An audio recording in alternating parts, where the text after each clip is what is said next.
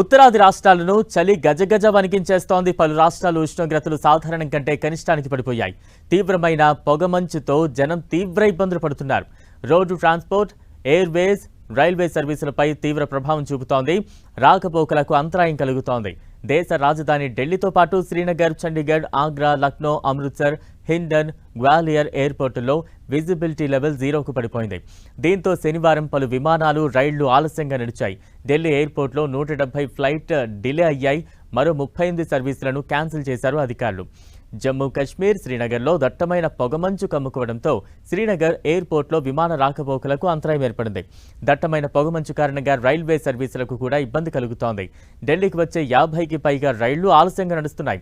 ఢిల్లీతో పాటు నోయిడా, గురుగ్రామ్, కర్నాల్, ఘజియాబాద్ తదితర ప్రాంతాల్లో రోడ్లపై ఎదురుగా ఉన్న వాహనాలు కూడా కనిపించని పరిస్థితి ఏర్పడింది. పొగమంచు కారణంగా హర్యానాలోని హిసార్లో జరిగిన రోడ్డు ప్రమాదంలో 4 మృతి చెందారు. రాజస్థాన్ రాష్ట్రంలోని టోంక్ జిల్లా వనస్థలిలో అత్యల్పంగా 6.4 డిగ్రీల సెల్సియస్ ఉష్ణోగ్రత నమోదైంది.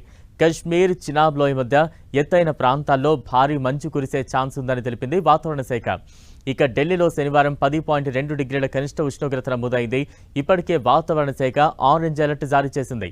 ఈ నెల 8వ తేదీ వరకు దేశ రాజధానిలో మంచు కురిసే అవకాశాలున్నట్లు ఐఎండీ అంచనా వేస్తోంది. రేపు తేలికపాటి వర్షం కూడా పడొచ్చని తెలిపింది. ఉత్తరాది రాష్ట్రాలను తీవ్రమైన చలి వేధిస్తోంది.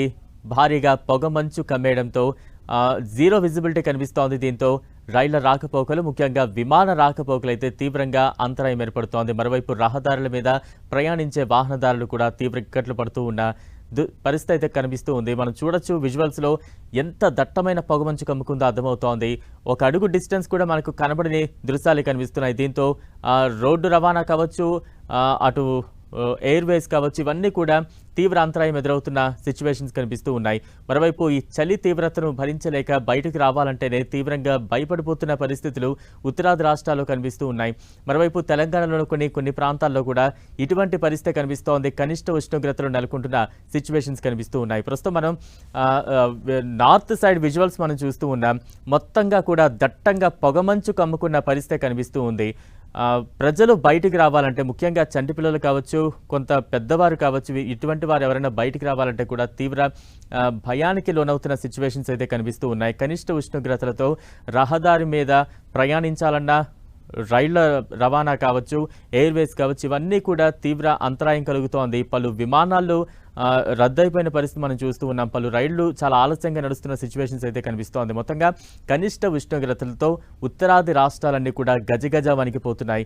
తీవ్రంగా పొగమంచు కమ్మేసిన పరిస్థితి అయితే ప్రస్తుతం మన విజువల్స్ చూస్తేనే అర్థమవుతోంది ఏ స్థాయిలో ఎంత దట్టమైన పొగమంచు రహదారుల్ని, ఊర్ని కమ్మేసిందో తెలుస్తోంది.